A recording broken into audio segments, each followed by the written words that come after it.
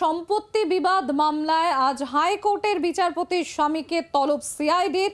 আজ সকালে তার সেখানে হাজির হতে তাকে নির্দেশ দেওয়া হয়েছিল এবং তার পাশাপাশি ভবানী ভবনে তাকে হাজির হতে নির্দেশ দেওয়া হয়েছিল। সেই মর্মে তাকে নোটিশও পাঠানো হয়।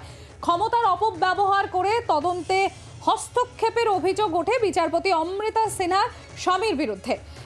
এরপর বৃদ্ধা শীর্ষ আদালতের দ্বারস্থ হয় এবং সেখানে সেই বৃদ্ধা অভিযোগ করেন বিচারপতি এবং তার আইনজীবী স্বামী তদন্তকারী সংস্থার উপর চাপ দিয়ে তদন্তে ব্যাঘাত ঘটানোর চেষ্টা করছেন, এমনই অভিযোগ করা হয় বৃদ্ধার তরফে।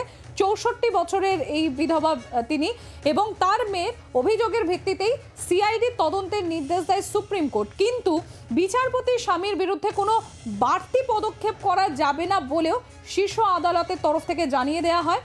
পৈতৃক সম্পত্তি থেকে দাদার পরিবার উচ্ছেদ করার চেষ্টা করছে বলে অভিযোগ করেছিলেন এই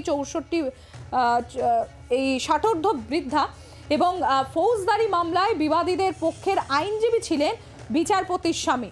সম্পত্তি সংক্রান্ত সেই মামলা আর সেই মামলায় জিজ্ঞাসাবাদের জন্য কলকাতা হাইকোর্টের বিচারপতি অমৃতা সিনহা তার স্বামীকে তলব করলো সিআইডি। ভবানী ভবনে তাকে তলব করা হয়েছে। আর এর আগেও সিআইডি জিজ্ঞাসাবাদের মুখোমুখি হন বিচারপতির স্বামী। বিচারপতি অমৃতা সিনহার স্বামী এর আগেও সিআইডি জিজ্ঞাসাবাদের মুখোমুখি হন।